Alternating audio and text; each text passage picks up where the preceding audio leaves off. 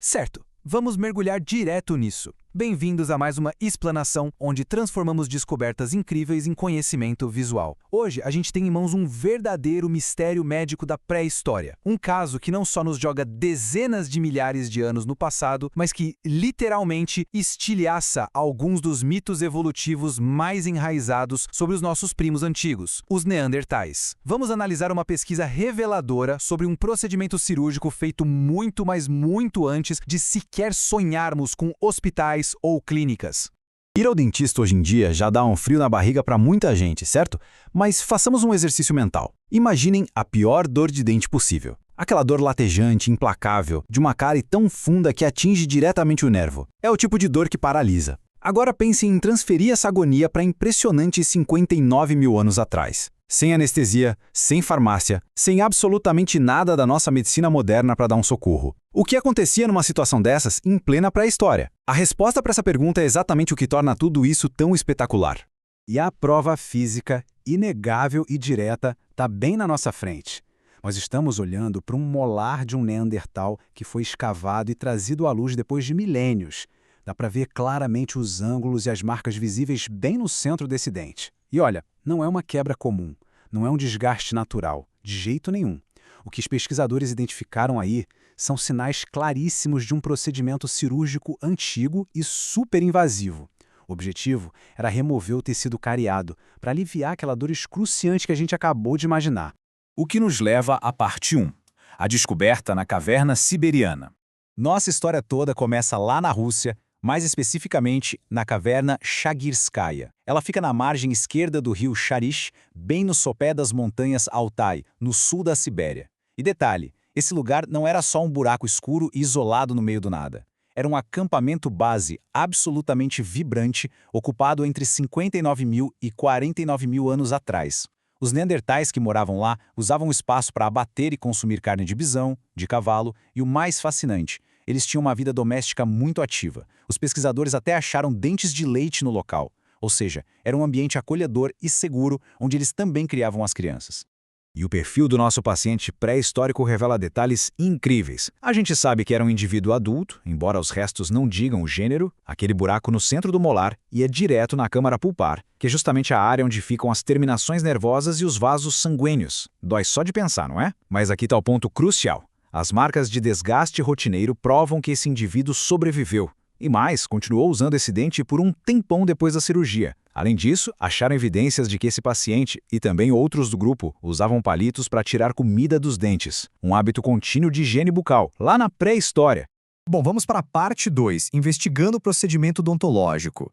Aí é super natural se perguntar, mas como é que a ciência tem tanta certeza de que esse buraco não foi só um acidente, tipo morder uma pedra sem querer? É aqui que entra a análise microscópica, quase como um CSI moderno. Os especialistas olharam bem de perto as marcas no dente e o formato exato do orifício. E esse formato entregou tudo. Era uma modificação deliberada, totalmente focada e intencional para remover o tecido doente. Isso descarta por completo qualquer chance de ter sido só um dano acidental. O que logo nos faz pensar, mas qual foi a ferramenta? A arqueóloga Ksenia Kolobova e a especialista Lídia Zotikina notaram que o buraco cobria quase toda a superfície de mastigação. E a técnica mais eficiente para isso seria a rotação manual, uma perfuração. E adivinhem qual foi a broca? Uma pequena ferramenta de pedra feita de jaspe, que é um tipo de quartzo super resistente e faz todo sentido. Porque várias ferramentas parecidas de jaspe foram achadas lá mesmo, na caverna Shagirskaya. Eles tinham um material perfeito e durável ali à mão para fazer esse trabalho manual tão agoniante. E então, os pesquisadores foram lá e testaram isso na prática. Essa é a magia do método científico. Para provar a teoria de vez, a equipe fez um experimento muito meticuloso. Eles perfuraram 3 dentes humanos modernos usando as mesmas ferramentas recriadas em jaspe. Gente, o resultado foi assombroso. Eles conseguiram reproduzir um orifício com o mesmíssimo formato e com os mesmos padrões de sulcos microscópicos do molar neandertal. A teoria foi totalmente comprovada pela replicação experimental. Mas o que isso significa na prática para o cérebro neandertal? A lógica por trás dessa operação mostra um passo a passo de cair o queixo, segundo o estudo. Pensem bem. Primeiro, eles tiveram que diagnosticar exatamente de onde vinha a dor. Segundo, precisaram entender que arrancar o tecido estragado traria alívio. Terceiro, escolheram a dedo a ferramenta de jaspe certa para a missão. E, por último, tiveram a coordenação motora fina para fazer a perfuração rotativa sem quebrar o dente ou machucar a pessoa gravemente. São habilidades cognitivas sofisticadas demais. Basta a gente ler as palavras da coautora do estudo, Lídia Zotskina, para sentir o peso humano dessa história. Ela diz que isso também é evidência de uma força de vontade surpreendente, sem anestesia ou equipamento especial. E é muita verdade. Quem hoje aguentaria uma operação invasiva dessas sem absolutamente nada para dor? Chegaram até a levantar a hipótese de que talvez a cavidade tenha sido preenchida depois com algo como cera, embora ainda não exista prova material disso. O nível de resiliência, a força de vontade e a confiança imensa na pessoa que operava a pedra é algo que causa uma admiração profunda.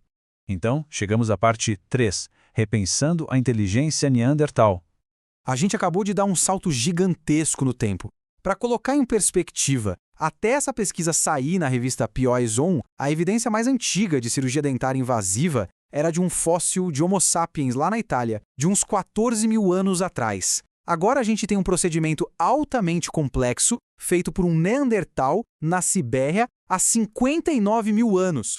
É um recuo absurdo de 45 mil anos na linha do tempo da história da medicina. Uma verdadeira mudança de paradigma. E tudo isso corrobora com o que a antropóloga Alisa Zubova já apontava. Aquela visão do Neandertal bruto está totalmente ultrapassada. A lista de capacidades comprovadas que eles tinham é de impressionar. Eles possuíam estratégias médicas planejadas, além de fortes evidências de linguagem falada. Eles criavam arte, usavam objetos simbólicos e faziam caçadas coordenadas super complexas. A cirurgia dentária só adiciona um domínio de planejamento e anatomia a esse currículo que já era impressionante. O número 40 mil é bem impactante. É há quantos anos os neandertais desapareceram do nosso planeta.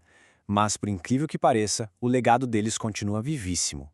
Devido a vários cruzamentos evolutivos no passado distante, hoje a maior parte da população mundial carrega uma pequena porcentagem do DNA neandertal dentro de si.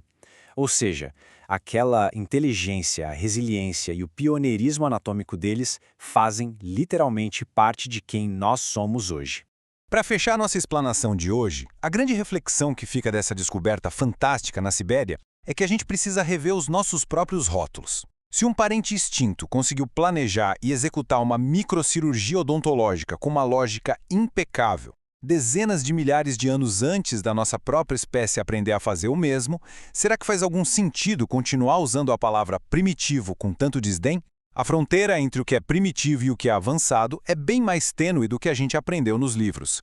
Um fato incrível para deixar a gente pensando, não é mesmo? Até a próxima explanação.